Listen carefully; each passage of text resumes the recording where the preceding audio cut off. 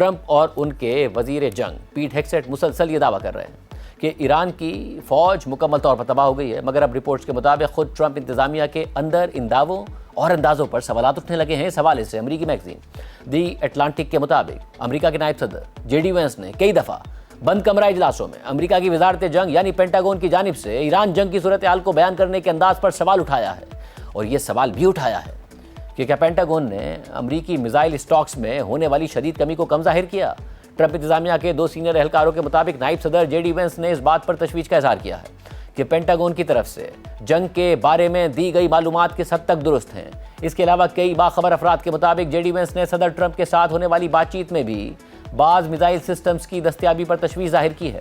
دوسری طرف امریکہ کے وزیر جنگ پیٹ ہیگسیٹ اور chairman joint chiefs of staff general Dan Caine نے عوامی طور پر کہا ہے کہ امریکی ہتھیاروں کے ذخائر مضبوط ہیں، اور انہوں نے یہ بھی کہا ہے کہ 8 ہفتوں کی لڑائی کے بعد ایرانی افواج کو شدید نقصان پہنچا ہے۔ ایسے میں جے ڈی وینس کے مشیروں کے مطابق جے ڈی وینس نے اپنی تشویش کو ذاتی موقف کے طور پر پیش کیا اور یہ الزام نہیں لگایا کہ پیٹ ہیگسیٹ یا جنرل ڈین کین نے صدر ٹرمپ کو غلط معلومات دی ہیں۔ Well, their nuclear facilities have been obliterated. Underground, they're buried, and we're watching them 24/7. So we know where any nuclear material might Reclaiming my be. time for We're just a watching quick it. second here.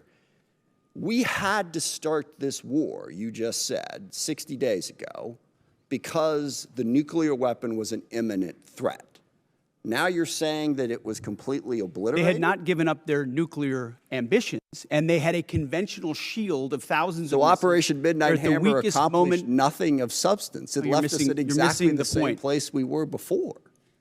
So Their, much so their that we had to facilities start were a bombed war. and obliterated. Their ambitions continued. جبکہ ناظرین اب سے تھوڑی دیر پہلے ایرانی media نے ایران کی parliament کے اسپیکر باقر قالیباف کا بیان جاری کیا ہے، جس میں ان کی طرف سے کہا گیا ہے کہ ہم ملٹری اور پولیٹیکل آفیشلز اس بات ملک کو آگے بڑھا رہے ہیں، ایران کو آگے بڑھا رہے ہیں، اس کے معاملات چلا رہے ہیں اور مکمل طور پر متحد ہو کر آگے چلا رہے ہیں، اور یہ سب کچھ ہم ایران کے جو لیڈر ہیں اسلامک ریولوشن کے، ان کے آرڈرز کے مطابق کر رہے ہیں۔ باقر قالیباف نے کہا کہ ایران کے دشمن کی پہلی کوشش یہ تھی کہ 3 دن کے اندر اندر ایران کا نظام ختم ہو جائے گا جب وہ سپریم لیڈر کو قتل کر دیں گے، مگر ایسا نہیں ہو سکا، اور کیونکہ انہوں نے سپریم لیڈر اور کنٹری کے لیڈر کے جو ملٹری کمانڈرز تھے ان کو شہید کر دیا، مگر اس کے باوجود جو دشمن تھا وہ اپنے مقاصد حاصل کرنے میں ناکام ہو گیا۔